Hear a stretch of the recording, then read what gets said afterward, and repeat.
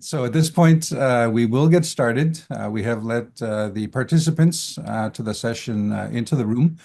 So we would like to officially welcome everyone to the first virtual forum hosted by the Assembly of First Nations for, of course, First Nation leadership from across the country with the various party leaders leading up to the 45th general election on April 28th, 2025.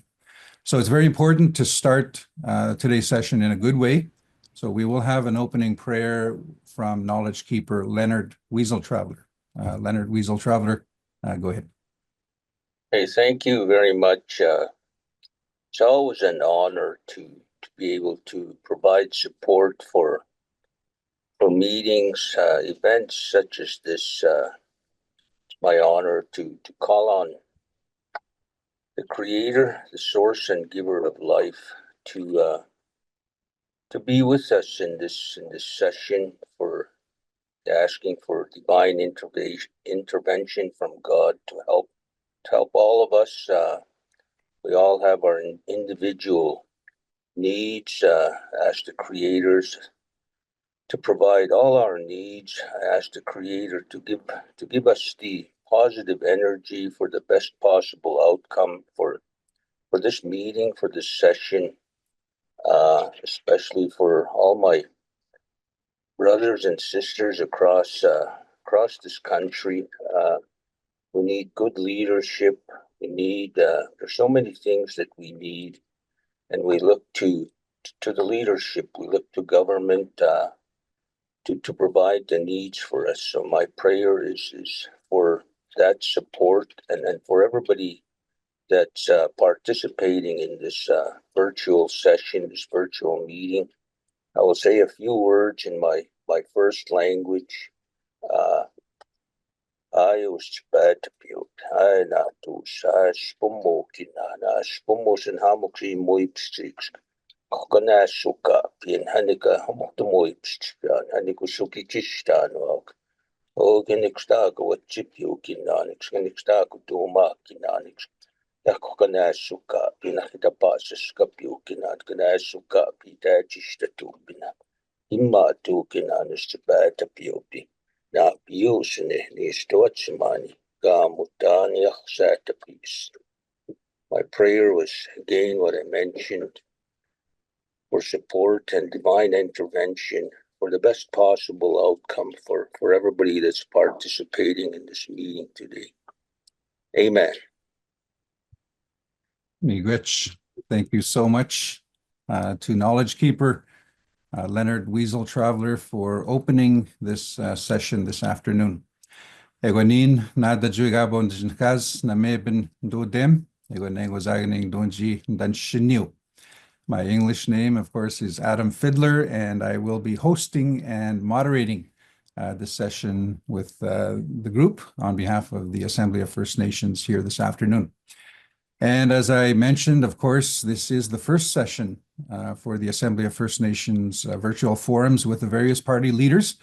A few housekeeping announcements before we get started. Just to let you know, there is simultaneous translation available for both English and French. You can select the language by clicking the translation icon at the bottom of the screen. Of course, the little globe icon at the bottom, and you can either select French or English. Both translations are available. There is also closed captioning available for the session. I believe that all participants that are online did get a link, and you can click on the link. We will try and make it available here as well. You can click on the link and you will be able to see the closed captioning. Also, just a reminder that this virtual session will be recorded and it will be posted online after each of the forums has been held. They will be publicly posted. So just a quick review of the agenda for today. Of course, we will begin with opening remarks from National Chief Cindy Woodhouse-Nepinak, who will be welcoming the Green Party co-leaders, Elizabeth May and Jonathan Pedneault, to our forum here today. The party leaders will be given 5 minutes to provide opening comments before we go into the moderated question and answer period.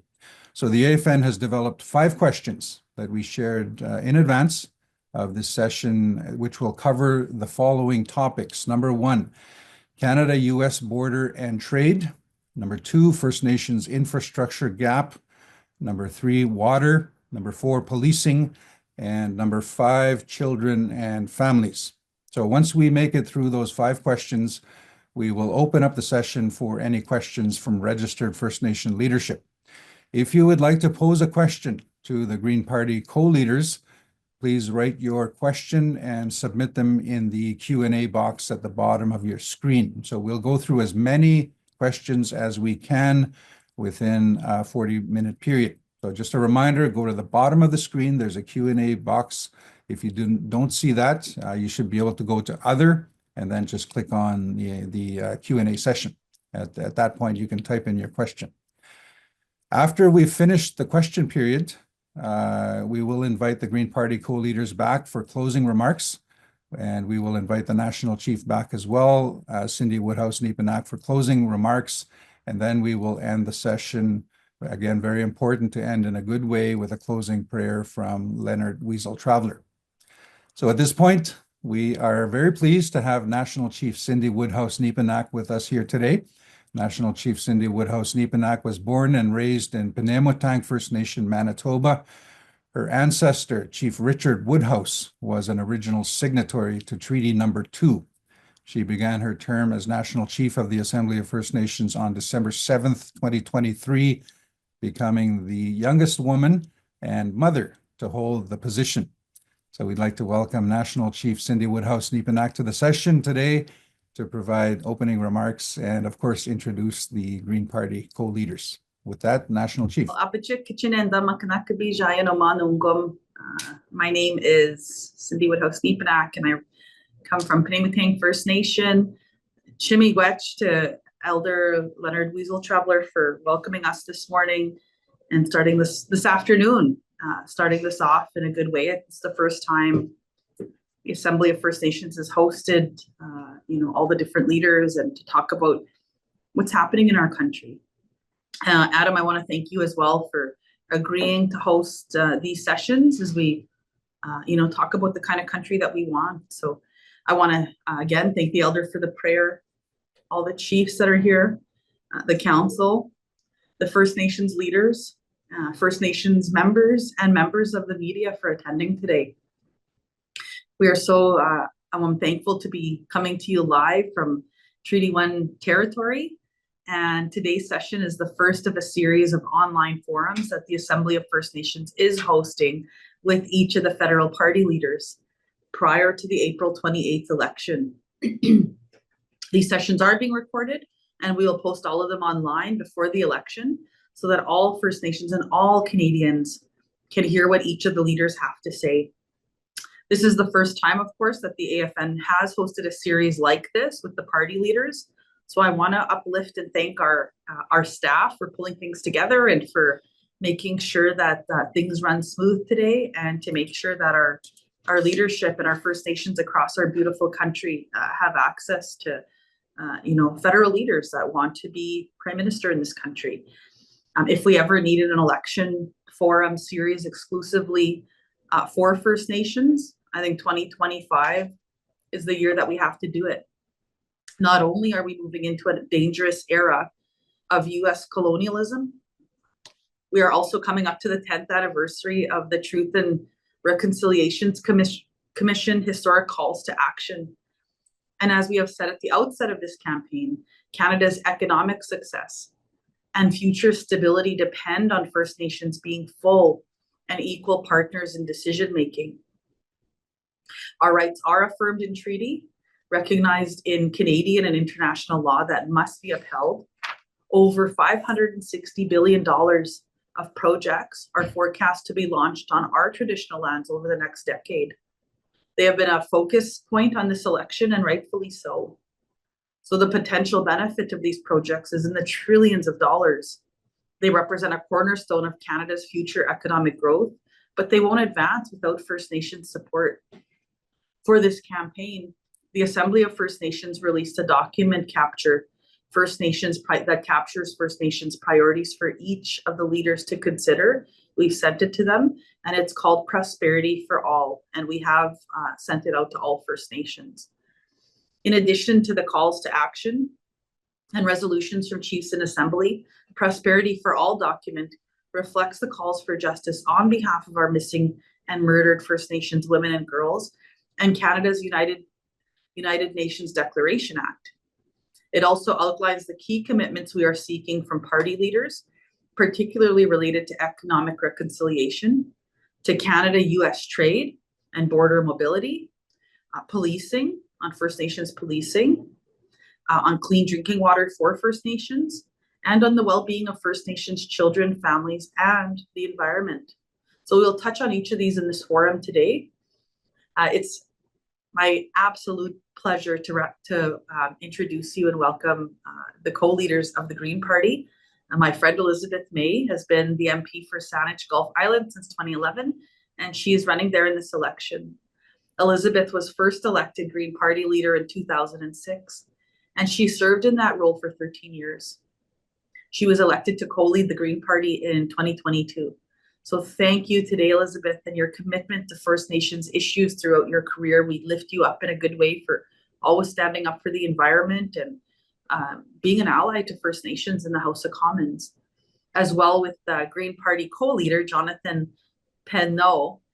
Jonathan was elected Green Party co-leader with Elizabeth in 2022. In this election, Jonathan is running in the Quebec riding of Outermont. So I want to thank you, Jonathan, for joining us today. Finally, I want to thank our moderator, Adam Fiddler, for taking the time to manage these sessions. You've always do such a great job at our assemblies, and I'm so glad that you came to help us today. And we wish you all a very good meeting, a good discussion on the 2025 federal election. So I look forward to listening and learning from all of you on, how we move forward together. Thank you. Thank you very much, National Chief Cindy Woodhouse-Nepenak. So at this point, we'll take 5 minutes and we'll turn it over to the co-leaders, Elizabeth May and Jonathan Pedneault. I'm deeply honored to be joining. I think, Jonathan, you and I are sharing 5 minutes. We want to respect that. We share everything, so that's not unusual.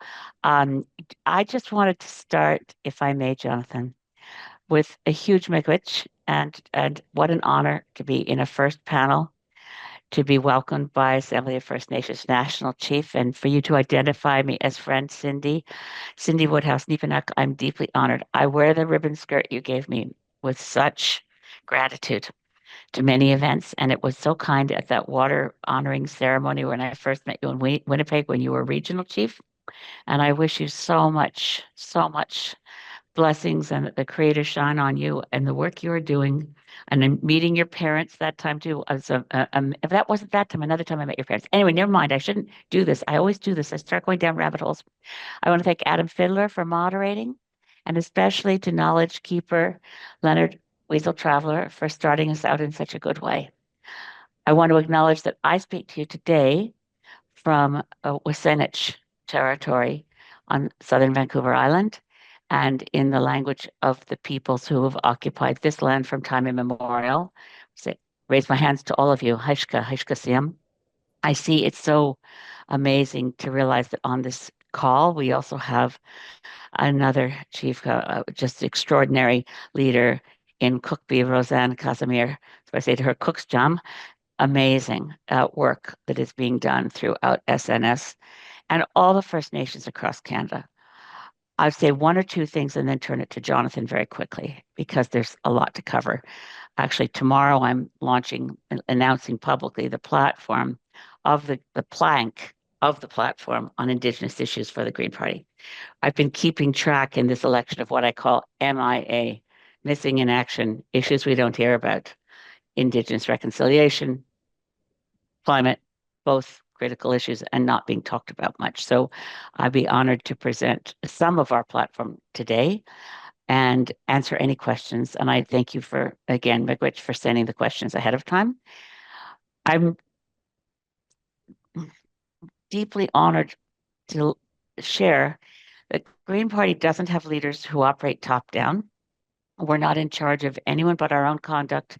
Jonathan and I are co-leaders leaders understood to be co-spokespeople. We're not, we don't have a top-down control system. We don't whip votes. Our members of parliament represent the people of their community, and we are not hierarchical. We try to break out of the expectations of colonialism, repression, and exploitation. Years ago, our membership passed resolutions to denounce the doctrine of discovery, to make it clear that Indigenous reconciliation requires a nation-to-nation relationship with respect towards Indigenous sovereignty. And we also, of course, frame our platform around the United Nations Declaration of the Rights of Indigenous Peoples. We confirm the support for the calls to action of the Truth and Reconciliation Commission and the work of the inquiry into missing and murdered Indigenous women and girls. We will implement those calls to justice and calls to action.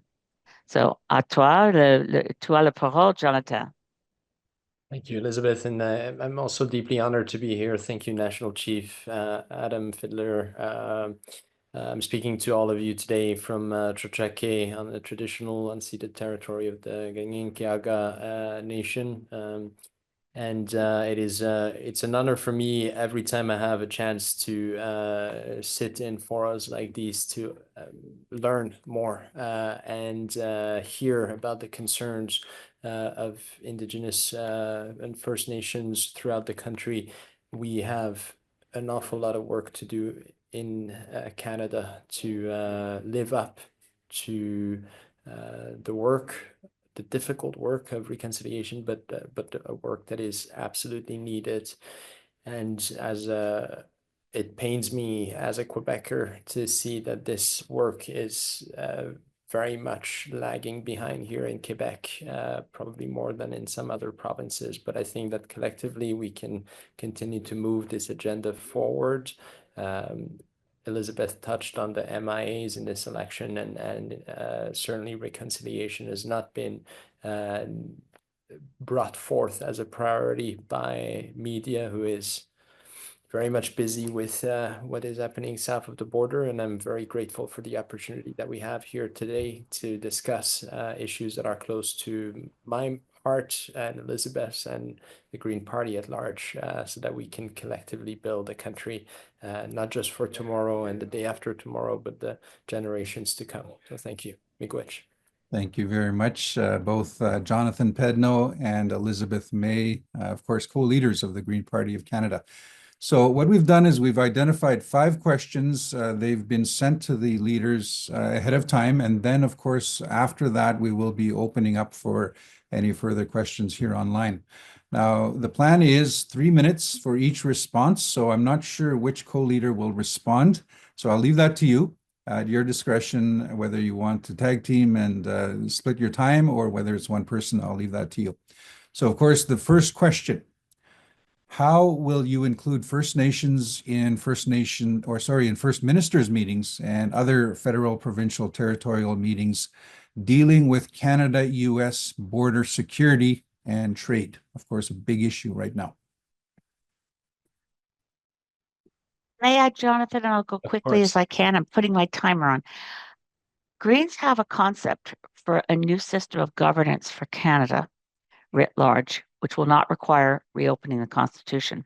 But on every issue, Indigenous peoples should be at the table. And we drew this model from Australia, which left out Indigenous people, ironically. But the Australian model is called the Council of Australian Governments. So there's a seat at the table for the federal government of Australia, their state governments, which are kind of like our provinces, and local governments, municipalities.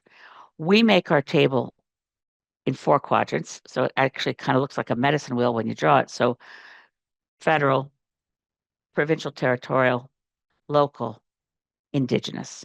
So that on every issue, our vision of how Canada functions is not a First Ministers meeting, but everyone at the table to try to row our canoe in the same direction all the time, that we would pick by consensus a goal that's national and work towards it together.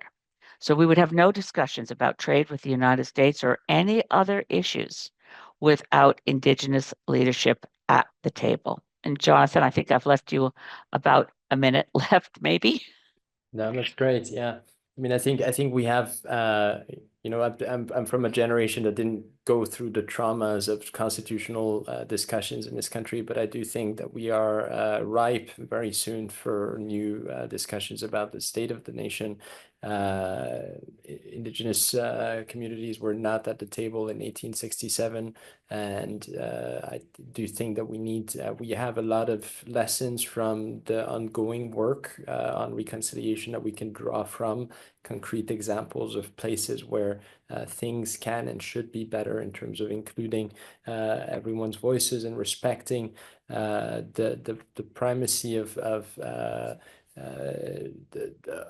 indigenous knowledge and ownership of the land that we are grateful to live on, and that is something that I think very soon we need collectively as Canada to bring back to the table. How do we make sure that everyone's voice is at the table, especially on the question of the US relationship right now? Thank you both so much for the response and sticking with the timeframes that we have.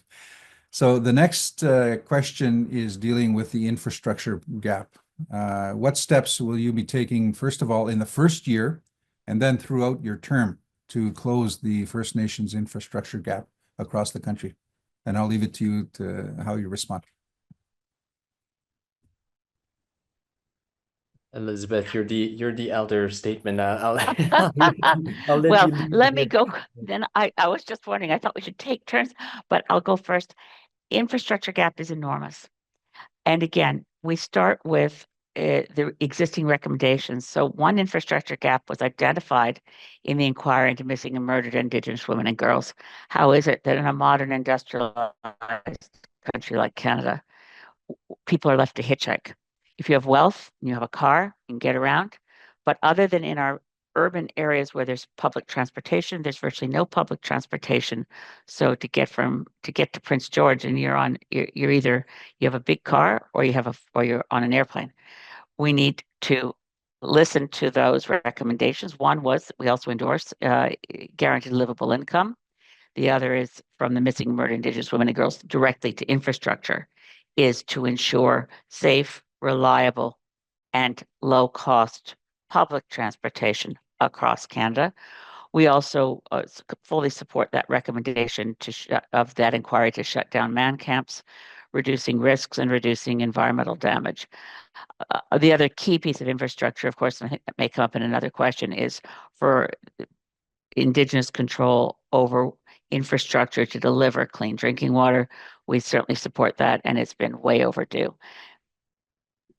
I'll add that we're also very concerned about food security throughout Canada and for all Canadians, but especially in a number of First Nations throughout the country.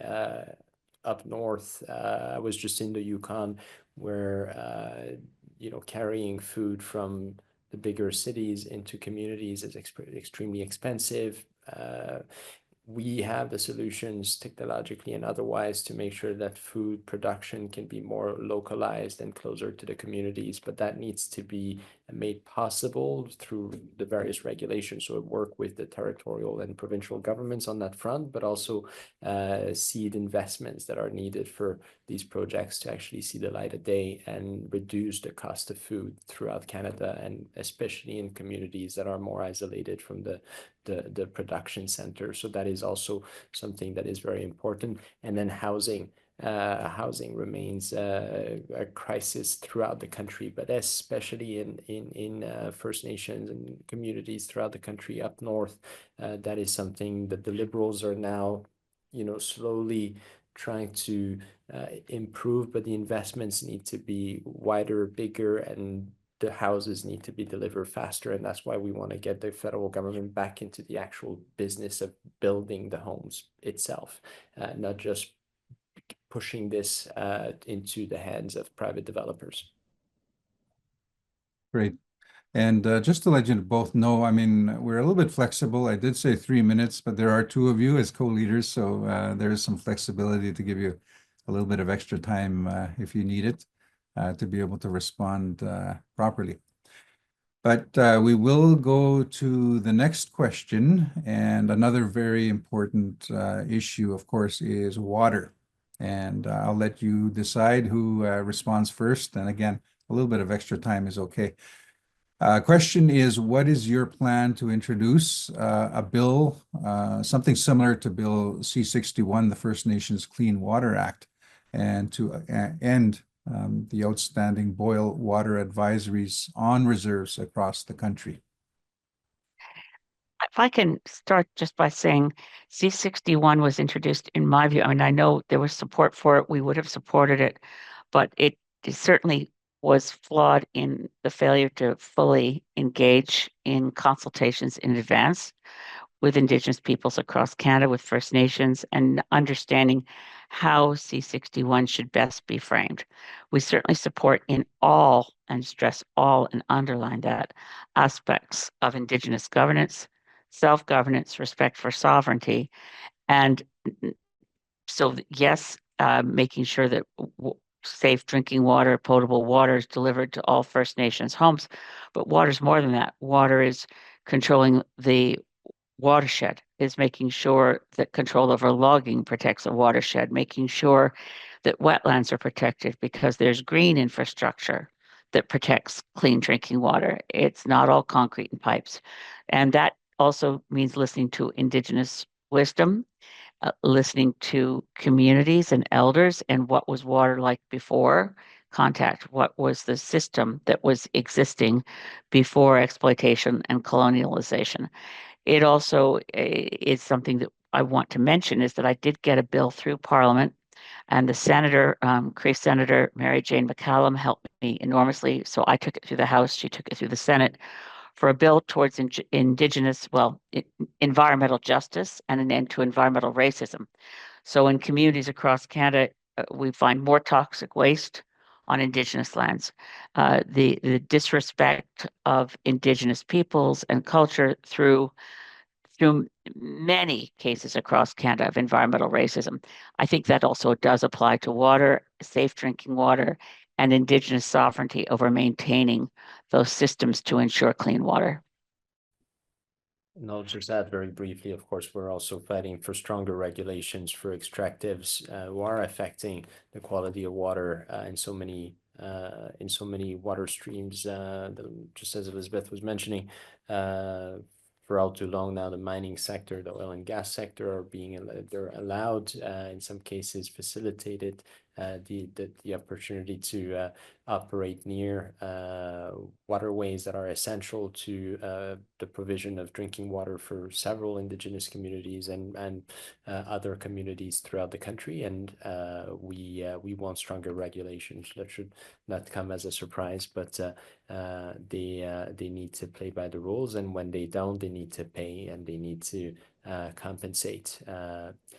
Last thing is that, of course, we would also be supportive of giving legal rights to bodies of water, whether it's the St. Lawrence River, the Great Lakes, to allow for groups of citizens, Indigenous communities to sue when they pollute these bodies of water, as we know they have, and sadly will continue to do unless we have stronger regulations to prevent it. Thank you both for the response. So I'd just like to remind everyone, those of you joining the sessions as well that have registered and formally joined the session, we did identify 5 questions that were pre-identified and sent to the party leaders. So we'll be going through those 5 questions. We've got 2 more, at which point we will open it up to any questions on the floor from any registered participants. So if you do have a question, what we will do is we'll be going through those, and just a reminder, go to the bottom of the screen. There should be an icon, Q&A with a question mark. Just click that and you can ask your question. And we will be looking at the questions. We'll be going to that as soon as we're done the 2 predetermined questions. So again, the next question deals with policing. And the question is, what steps will you be taking to call for a public inquiry into in-custody deaths and introduce a bill establishing First Nations policing as an essential service that includes long-term funding and recognition of First Nations jurisdiction? So again, I'll let you decide who responds first. I'm so angry. I'll never get over losing Chantel Moore on June 4th. And now it's 3 years coming up. Wellness checks and the policing that kills people and calls it a wellness check. It's long overdue that we deal with the systemic racism within policing across Canada. By the way, when we talk about the numbers of Indigenous peoples in jail, Jonathan and my deputy leader, Rainbow Eyes, is a member of her traditional territories at Knight Inlet in BC. She's currently appealing a sentencing of 51 days in jail for nonviolent land defense of Indigenous as an Indigenous land defender against logging in old growth forests. But we're looking at the desperate need to reform the RCMP. The report, which I'm sure you're familiar with, but the Mass Casualty Commission that looked at the killing of 21 people in Nova Scotia by a lone deranged white rich man. I mention that because if he wasn't a white rich man, it came out very clearly in the 5,000 pages of the Mass Casualty Commission report that for over 10 years, various people had reported that this man was dangerous, that he had been abusive to Indigenous women, that he'd beaten up on someone who happened to be sitting at a bus shelter right in front of where this man's denture clinic was in Dartmouth, Nova Scotia. He killed 21 people in a shooting spree. But the RCMP had many reports about him. And you go through the police reports as they're in this mass casualty report, and they'd say, well, the police wouldn't investigate, for instance, when he beat up people. They say, well, why would this rich guy beat up and steal from a poor person? You just know that that policing in Canada had this the alleged perpetrator been Indigenous or a person of color, they would have absolutely believed that they beat up on people. But they were a rich white guy. So there's a disproportionate, as we know, disproportionate level of Indigenous people and people of color in our prisons. And that's not an accident. It has to do with the deep racism within our policing. So it's a matter of urgency that government live up to the previous commitment it made to Indigenous policing in Indigenous communities. If the government, I pledge to you, if the government doesn't act and the new Minister of Justice bring forward such a bill immediately, I'll be drafting it and producing it as a private member's bill. We have to have action on this. No, not again. Should we need to investigate all the wellness checks where Indigenous people are killed, and we need to make sure that we thoroughly investigate and better train police officers. But Indigenous communities should be policed by people who are community members within Indigenous communities. And very briefly, beyond that, there's also the question of reconciliation between the Crown, the federal Crown, and Indigenous communities. We have prosecutors coming from southern communities, oftentimes being dispatched without appropriate training on how to deal with a number of offenses that take place in communities, and with no cultural appreciation of the context in which they operate, and that causes harm and trauma and re-traumatization, and that is something that needs to be addressed, just as there's a need for more Indigenous people in legal professions generally, and that needs to be supported by the federal government. Thank you both, Jonathan Pedneault and Elizabeth May, for the response on that question. And again, just a reminder, we did say 3 minutes, but we'll sort of give you 3 minutes each if required. These are very important matters and very important issues as we lead up to the election. So, of course, the fifth theme for the session is children and families. So the question is, and again, I'll let the two of you decide who goes first. The question is, what steps will you take to provide long-term funding for Jordan's Principle and a commitment to long-term reform of the discriminatory First Nations child welfare system? So I'll give it to you to see who goes first. You go, JP. No, it's essential that we have stable, permanent funding for Jordan's Principle. for us, it's about honoring and implementing the Canadian Human Rights Tribunal rulings, but it's also about reforming the child welfare system with Indigenous nations. We need to fund First Nations-led child and family services.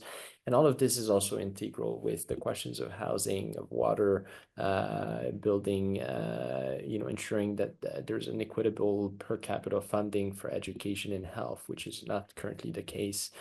So ultimately, for us, it's about justice and treaty rights. It's about a binding human rights obligation, but it touches on more than the Jordan Principle itself. It's a holistic need to make sure that there is appropriate support for health, for education, housing, mental health support, special needs support, that no child is denied care because of where they come from, or where they live, or who governs their community.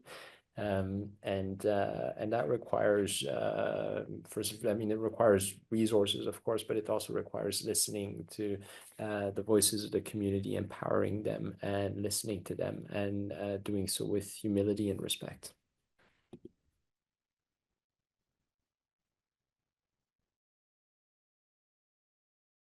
It shouldn't have taken so many court cases, and it shouldn't take so long to get action. And there are more children in care now. There are still children in care who've been taken from their families. This has got to stop. So I think Jonathan's answer, and this is an issue of deep concern. Intergenerational trauma is not in the past tense. It's an ongoing issue of our settler culture, colonial approaches that are still harming families. Thank you both very much. And so at this point, we've gone through the 5 questions that were pre-sent to the party leaders. We'll be doing this for all 4 sessions with the various parties, giving them the questions in advance. So at this point, we'd like to open it up if there are any questions. And a reminder, participants, if you've registered, again, this is for First Nation leadership from across the country. If you have registered online and you're joining us here virtually, if you do have a question, we're not using the conventional chat box that we would often have on the side, but we do have a Q&A function at the bottom of the screen. Just click the button and then you can ask your question. If you don't see it, you should be able to see it, but there might be another button that says more with the 3 dots. Click that and you should be able to access the Q&A function. So if you do have any questions, just pose those questions online. We'll go through those. We'll take some time. At this point, I don't see one. I see one, but I don't see any in the Q&A box. But what we will do is, if there are questions that come forward, we'll go through those questions, and then I will allow an opportunity for closing comments, and then we will close the session with closing final comments from both co-leaders of the Green Party. Here's a question. Question is, if elected, will your government issue a public apology to those affected by discrimination in the child welfare system? I'll turn it over to Elizabeth May. Yes.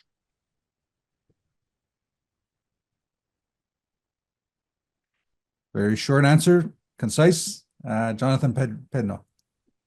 Yes, and beyond that, we need reparations as well. There are so many injustices, and they've affected the lives of so many people. And apologies is one thing, but then there needs to be support, and we need to, unlike with the report and the number of pledges that have been taken by other parties, we need to act. Enough with the waiting. I just want to say a shout out to one of our colleagues in Parliament, Laurie Idlot, who's the only Inuk woman in Parliament. She injects something so important in every conversation about the intergenerational trauma, that there's intergenerational love, and we need to focus on support and love and caring. And yes, of course, reparations. But I find Laurie, oh God, I hope Laurie gets reelected.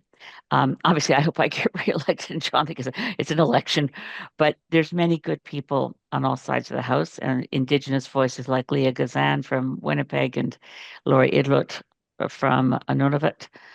We need more Indigenous voices as well. We have Indigenous candidates within the Green Party. Obviously, I mentioned Rainbow Eyes. We need more Indigenous voices in our Parliament. Thank you both for the response.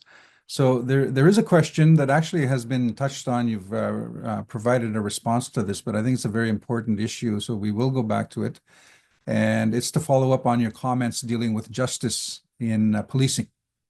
So again, you've touched on this as well already, but I think it's very important. And the question is, if elected, how will your party support First Nations policing? Elizabeth May. One thing we have to do is tear down the RCMP and decide what it's good for and how we rebuild it. So Indigenous, I mean, it's local policing in community.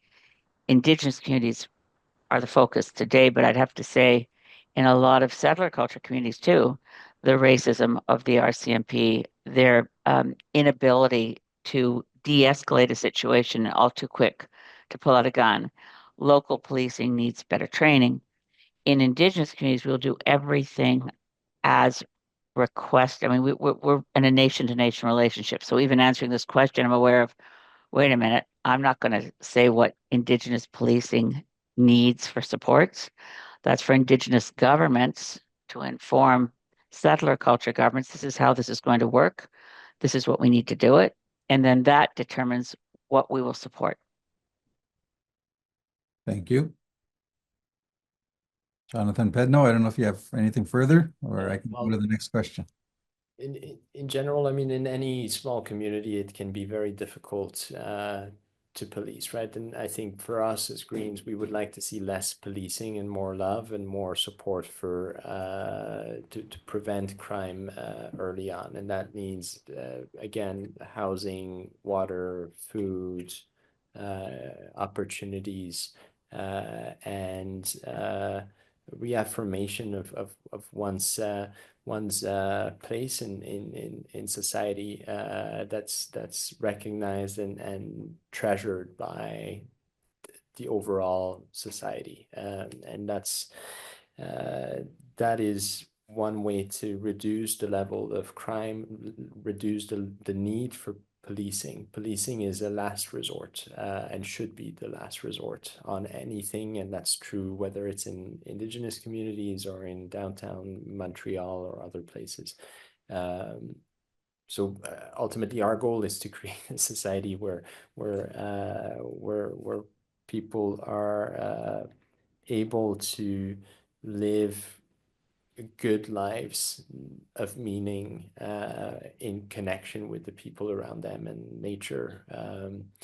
And right now we have the opposite. So we see policing as a tool that does exist in the societies that we live in, and that's again a very sort of colonial mindset of having to come in with the stick and keep people within specific rules, but our societies and our economies are not providing people with the basic needs.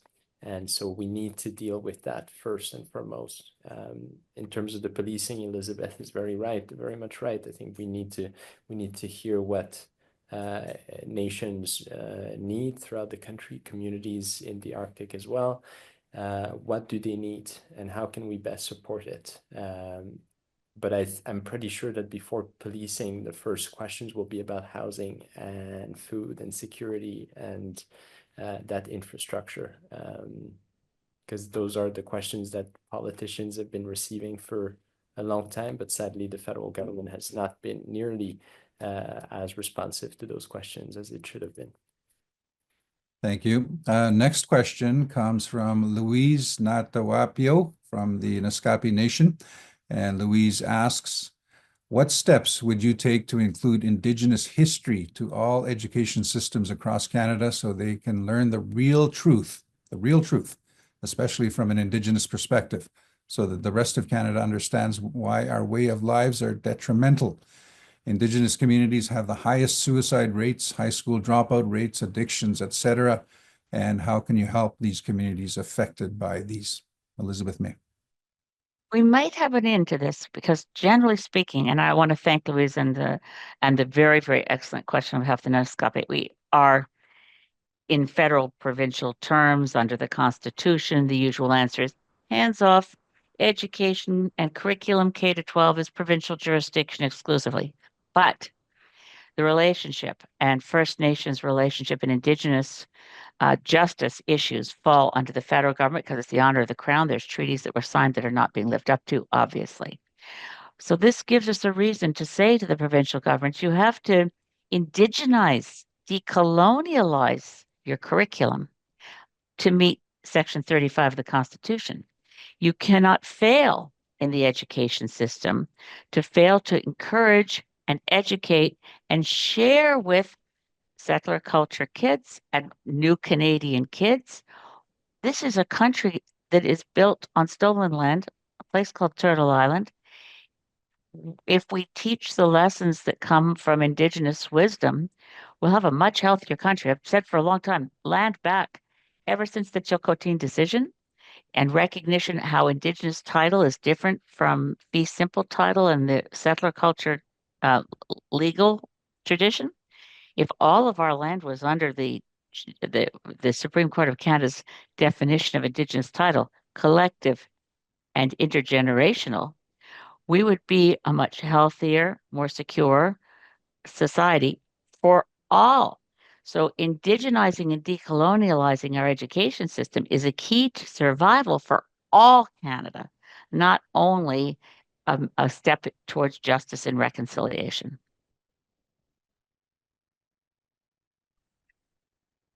And if I may, another lever the federal government possesses right now is using broadcasting laws to make sure that there is enough Indigenous content on national television. I'm not talking just APTN or specifically CBC North, or but truly to have on mainstream, quote unquote, mainstream media more Indigenous content in Indigenous languages as well. I'm very concerned about the fact that the number of Indigenous languages are under threat right now. As a Quebecer and a Francophone, that speaks very strongly to me.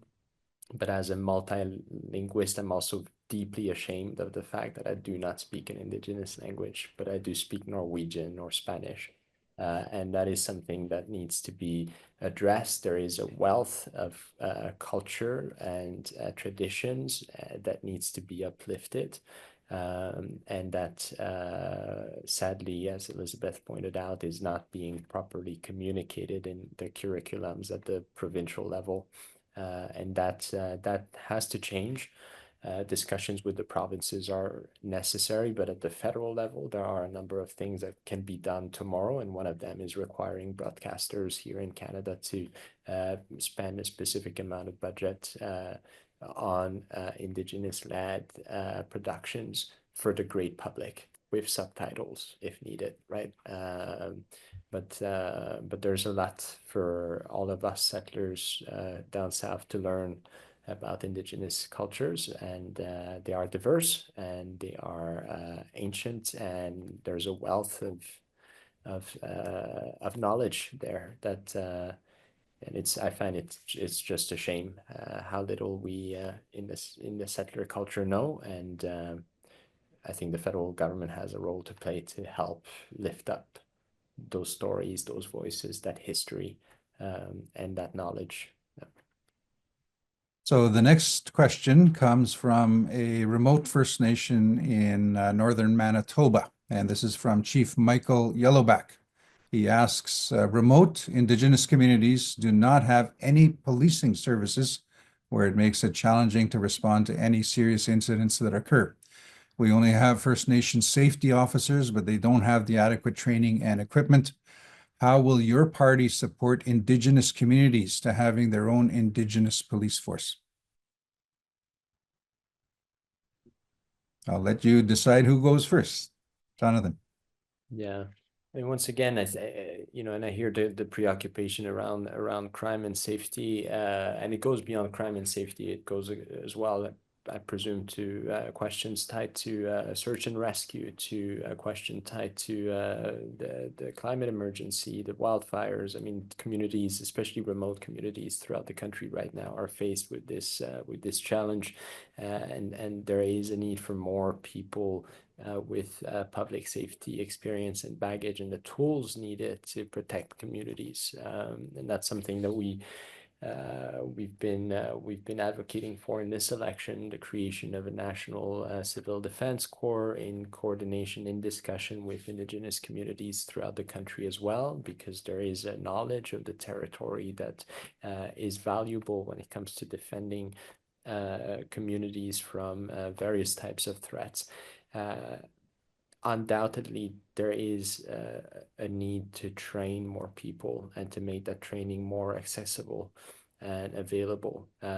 Again, I don't believe, and we don't believe in the Green Party, that policing is necessarily always the answer to some of the challenges that communities are faced with. We need more mental health support, more, again, housing, what, like when the basics aren't there, policing may not be the answer to keep things calm. We need to build the necessary basics. But again, that depends on the needs that specific nations have, and you know, communities in Mi'kmaq won't have the same demands as communities here in Montreal and Ganezalage or Ganawage. And there's a lot of, I think, sadly, oftentimes solutions that come from Ottawa, they're very sort of one size fits all, and that's never been appropriate for Canada, and it certainly isn't appropriate for the diversity of Indigenous communities and Inuit communities and Indigenous off reserve as well that exists throughout the country. Thank you. So Elizabeth May, if you're okay, if I can proceed to the next question. Okay, so the next question is a series of questions, so I'm going to try and put them together from Chief Ramona Horseman. And Chief Ramona Horseman is referring to a number of outstanding TLE claims. So TLE claims, of course, treaty land entitlement claims. And the question is, can you support those when they go to cabinet for approvals? She writes that there are a number of TLE claims right from 1904-ish. And she also writes that understanding the TLE special claims go to the cabinet for final approval. So again, question is, can you support those when they go to cabinet for approvals? Elizabeth May. Absolutely. And it's a shocking thing that when you have these title land entitlements that have been resolved, and then they sit there and it's shameful. And yes, of course, we support it. One of the things you might think is, well, okay, you get some Green MPs, you're not going to be in cabinet. We're really good at working the room and going and sitting down with whatever minister is playing a key role in the cabinet, saying you can't let this sit here.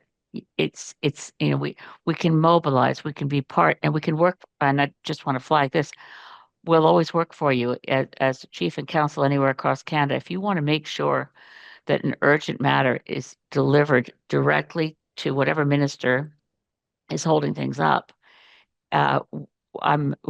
we may not have power, but I'm an excellent messenger. I sit down with a minister. I said, you've got to read this because you've got to have a way to get through. There's so many gatekeepers and handlers and people in the way. So here's a cabinet decision. What's the excuse for these delays? There's no excuse.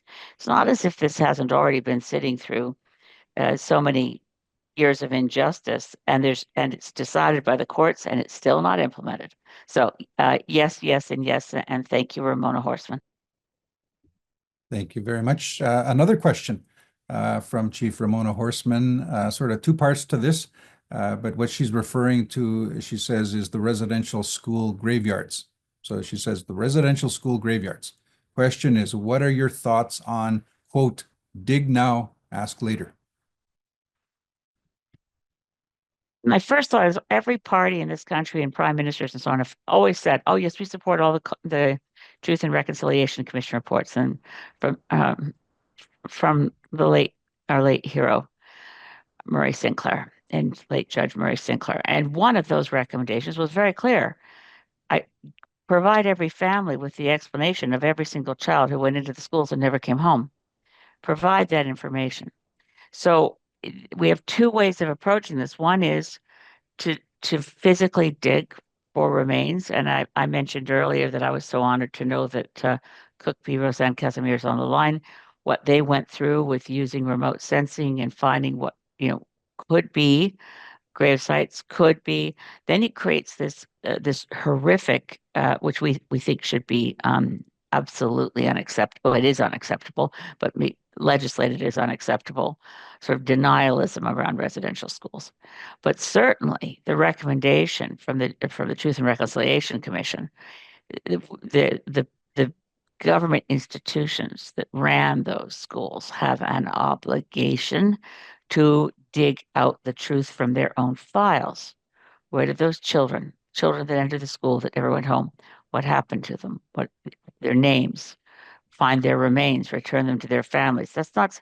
It's so the question of the way it was phrased, and I don't disagree that that's sometimes how it's pressed forward. The settler culture governments, the colonial governments have not a leg to stand on this. They stole the children from their families. According to the TRC report, there were, and I'm just going from memory, so I've got the number wrong, forgive me, 6,000 children that we know of for sure were taken from their parents and never got home. What happened? Where were they buried? What happened? We have as a government, a settler culture government, an absolute obligation. And every political leader has said, "Oh yes, we accept the recommendations from the Truth and Reconciliation Commission, so we'll get on that." When? Like a week from never? So I hear you, and I agree but I think digging may be more controversial than living. And I'm not saying I'm ducking that, but please, to God, how do we ignore the recommendation from the TRC Commission and the calls for justice that every political leader of every stripe has said, "Oh yes, we'll do that." Like when? The files are there somewhere. We can dig them up. We can find the files and trace what happened to every child. And if it requires physical digging, so be it. We have to, just as God bless Premier Wab Kinew for doing it. When people said it was too controversial to go look in a landfill, really? When women's bodies are being desecrated in that way, you think it's too controversial to go dig? So both things, dig in the files, dig where we have anomalies in the ground. So we have a few more questions, but before we go to the next question, Jonathan Pedneault, response to that. Just very briefly, I very much agree with what Elizabeth said. I mean, I was just in Syria over the New Year, a country that also faced a significant amount of people disappeared and mass graves uncovered following the liberation from the Assad regime, and there was a very quick demand from people, family, relatives to come and collect the bodies as soon as possible. And it is so crucial that can be done in a respectful way that doesn't contribute to further trauma, and that also provides the answers of what happened to those children. Each and every one of these mass graves here in Canada is also a crime scene to some extent, and that we need to find the answers. But the question is, where are the resources? Where are the forensic teams? It's been 2-3 years now. There's so little progress, and the progress is too slow.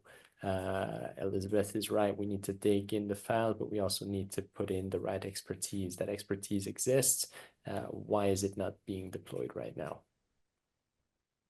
So the next question, we're going to shift back to justice. So this is, again, dealing with justice.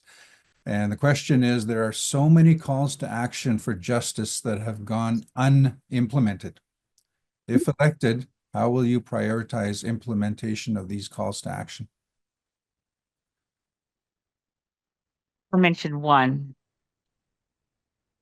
Show us, hand over complete records for every child that was taken from families.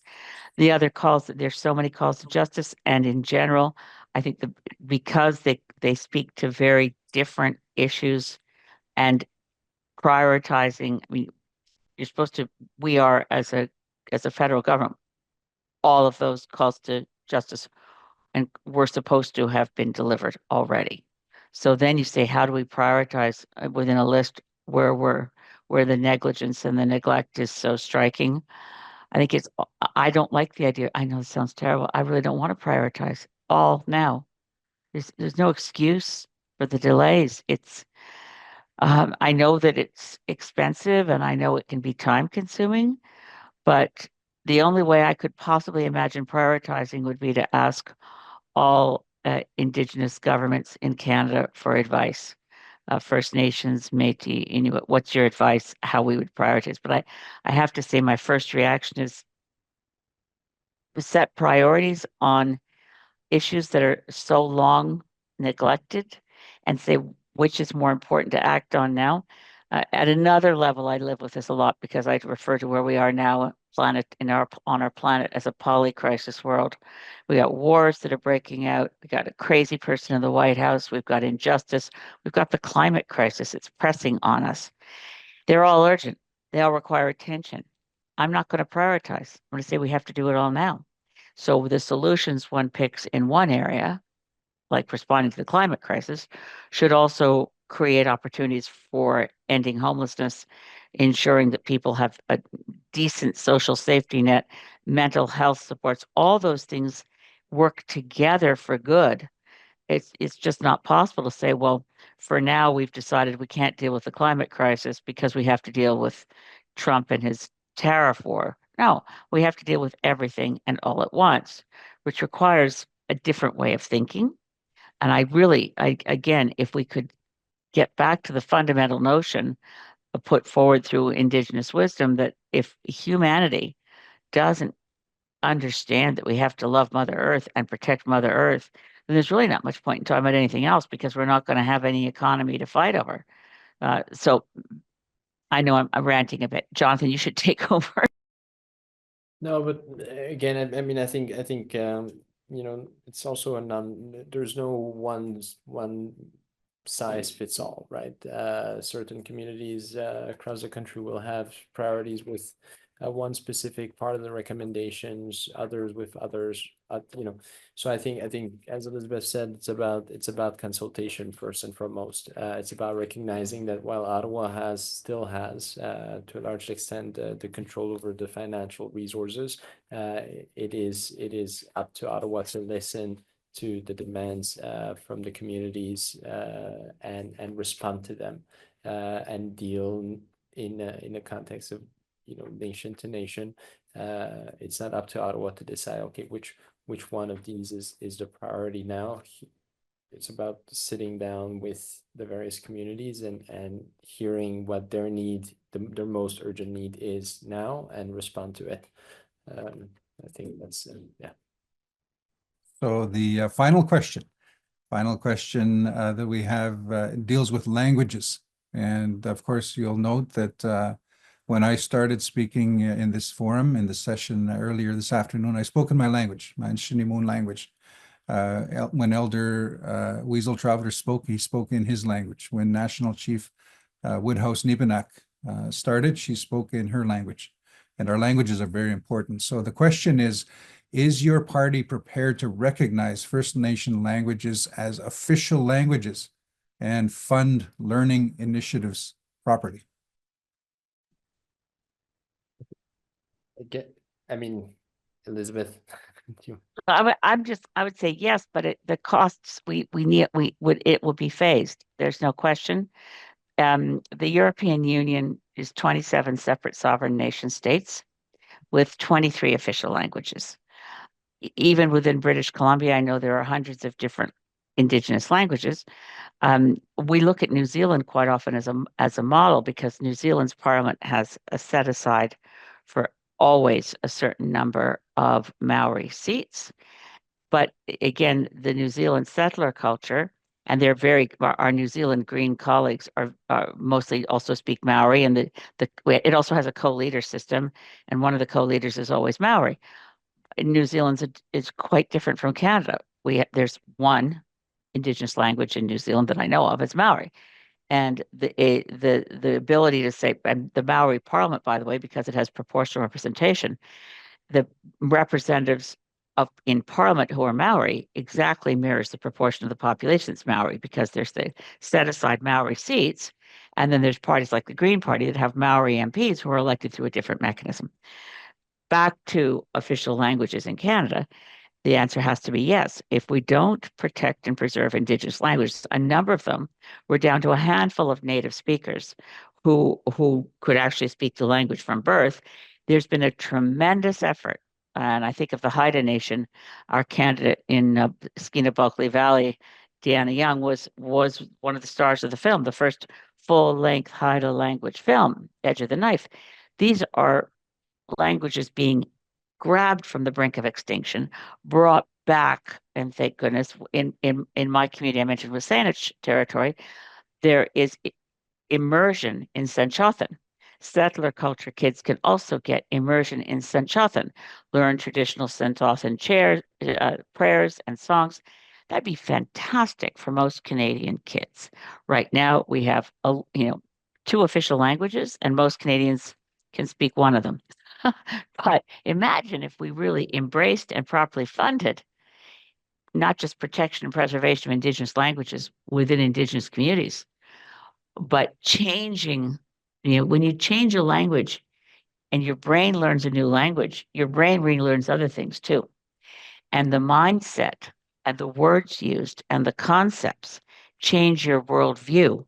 And when I learned from my friend Adam Olson, who's Sartlip First Nation, that the words in Senchothan, when you talk about trees, it's the tree people is the language. And then the salmon are the salmon people. And then there's the stories that go back to when the boy became the deer and the deer people.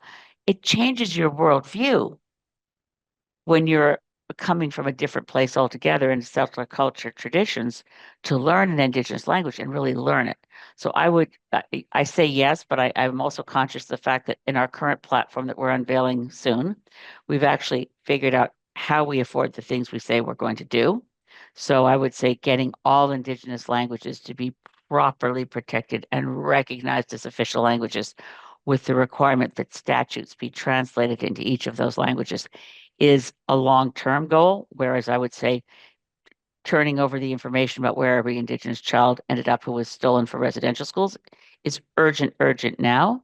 And over time, recognition and protection for every Indigenous language across Canada. Jonathan Pedneault. There's a need for us, again, back to the constitutional discussion, there's a need for us as a country to sit down together and re-examine some of the so-called principles on which this country was founded in 1867. There are, I think we need to recognize even more properly and enshrine the existence of and the recognition and the rights of Indigenous nations throughout this country on equal footing with Quebec and les Acadiens and les Métis and Inuit people. We've got diversity. We need to live up to the so-called confederation that we were supposed to be and never quite were. And that requires constitutional discussions.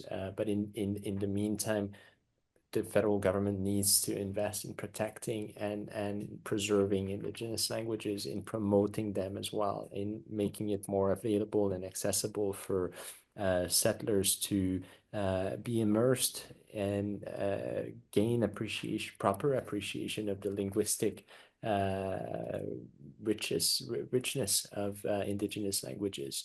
And right now that's not being done. So that's definitely a topic that's very close to our hearts and something we want to see more of. Yeah. I meant to mention, of course, that Ron Ignatius has done such amazing work, and he's officially got the title of Commissioner of Indigenous Languages, but no funding to meet that task. So this is going to be expensive and it's worth every penny, but it's something we support the protection of all Indigenous languages across Canada and to be recognized as official languages. I'm just being cautious to say, yeah, and we know it will take time and it needs funding right away. And we need the guidance of people like the Commissioner of Indigenous Languages and making sure we pass the laws in Parliament. And I'll never forget passing and thinking, right, but where's the funding to go with this? Because we can't just give lip service to the idea that we need to protect Indigenous languages without fully funding the effort. And that's that we commit to right away. The recognition of the words official languages brings with it translating everything, every statute, every public document in Canada into all those languages. We need to start with protecting languages and making sure accessibility for every Indigenous community in their own language. That is less than making them official languages. So I hope that helps clarify. Thank you both so much. We are looking at the time, and I have an obligation to be mindful and stick to some of our time frames. I see a question has just come up, but we will wrap up. So at this point, I would like to thank you both, the co-leaders of the Green Party of Canada, Elizabeth May, of course, and Jonathan Pedneault. And what I'd like to do is if you can share potentially 3 minutes closing comments, and then if I can ask you to stay online, I'm going to ask National Chief Cindy Woodhouse to provide some comments, and then it's important to close in a good way. So final comments. Again, I'll look to you both to split the time, Elizabeth May and Jonathan Pedneault. We'll do the rock, paper, scissors here. You're pointing at each other. Yeah, put my timer on and I'll start the time. I use this little timer in Parliament, you wouldn't believe it. Question that you ask in question period has to be 30 seconds. So I use this little thing because otherwise I don't know how long I'm talking. I don't have an electronic talking stick in Parliament. I wish we had one. It would cut down on a lot of the nonsense. Just say again. Hashkasiam, Miigwech. This is such an important initiative. I am deeply grateful that you have included us. If I can say what would be what I'd most like to be remembered for one of these days when I go to meet the Creator for a longer period of time, I don't plan to go anytime soon. I got a lot of work to do. But I'd like to think that I contributed to real reconciliation, which my friend Miles Richardson, who used to be national chief, well, the president of the Council of the Haida Nation, he said reconciliation is when I see you as you see yourself, and you see me as I see myself. Reconciliation should not be hard. It's to be a decent human being. And to you and everyone on this call and all our relations, I am deeply grateful for this time and this opportunity to share. Jonathan. I'm equally grateful for the opportunity to meet with all of you. I'm new to politics or newer to politics, and I look forward to receiving your guidance and your thoughts.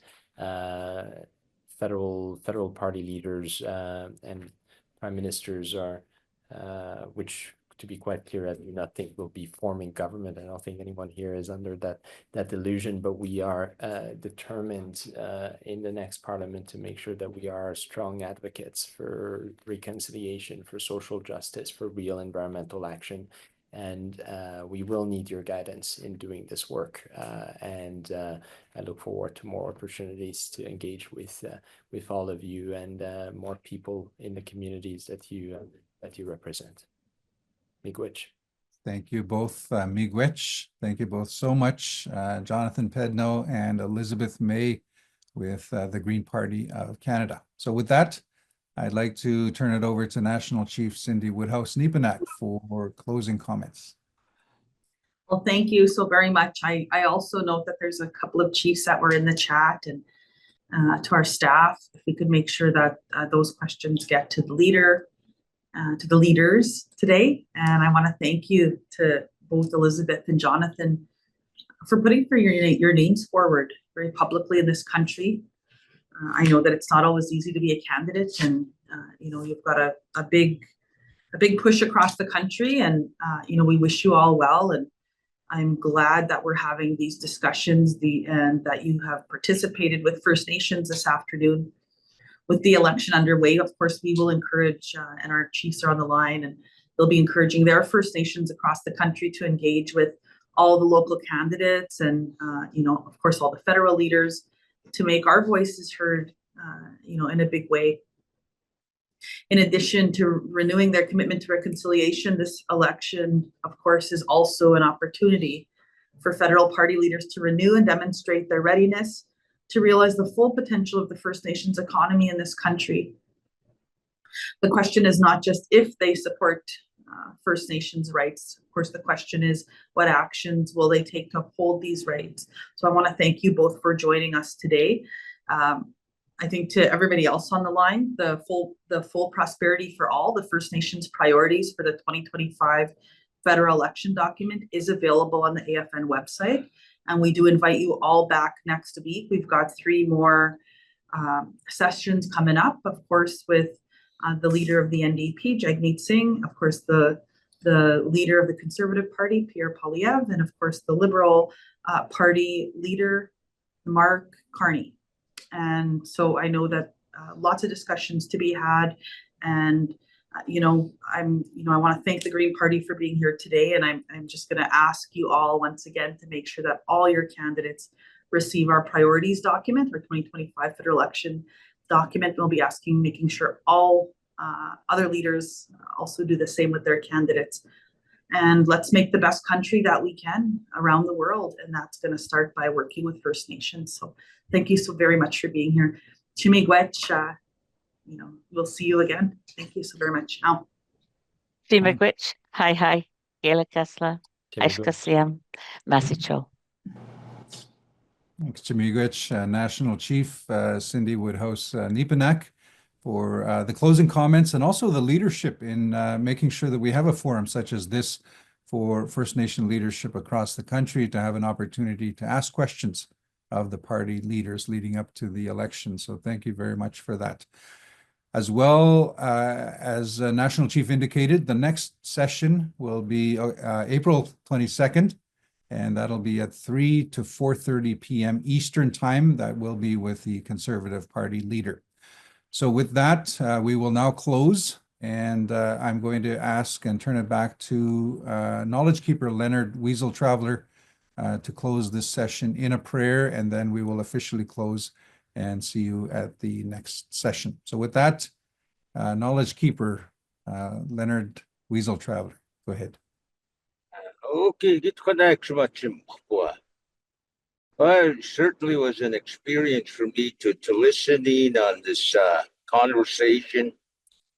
Again, my prayer to the Creator, asking the Creator for blessings and asking the Creator to give us, the best possible leader that's going to be there for First Nation people to move us forward.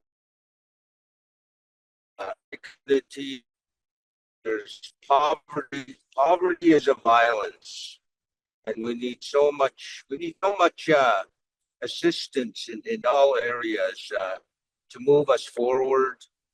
I'm not speaking on behalf of my First Nation, but I'm just sharing what I see there. So my prayer again will be for the chiefs, our national chiefs, to continue to move our agenda forward, to make a difference, most positive way for our people, and also for the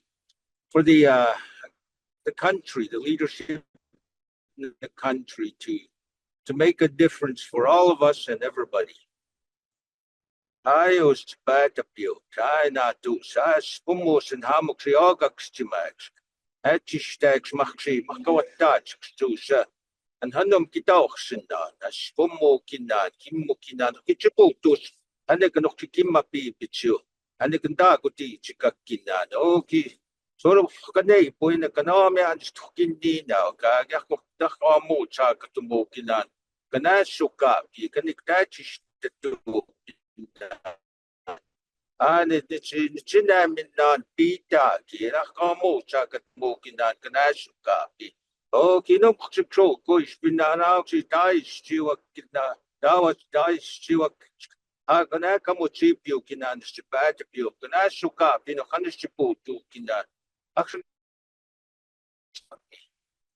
I asked the Creator for divine intervention for the best outcomes, as I said earlier, for all of us, blessings for our national chiefs, our regional chiefs, all our leadership, blessings for them, for their work in being champions to bring us our needs, all our needs. Ask the Creator for that assistance, for the help to move things forward. I ask for blessings for Elizabeth May and the other individual that came online. I'm not good at remembering names, but my prayers are with you and everybody that's online. Everybody, we all need the same things. We need good health, mentally, emotionally, physically, spiritually. From a holistic perspective, I ask the Creator to give us good health and blessings for all our needs and to move forward. Amen. Thank you so much, Miigwech, Knowledge Keeper, Leonard Weasel Traveler. My name is Adam Fiddler. We will see you next time. Wajia.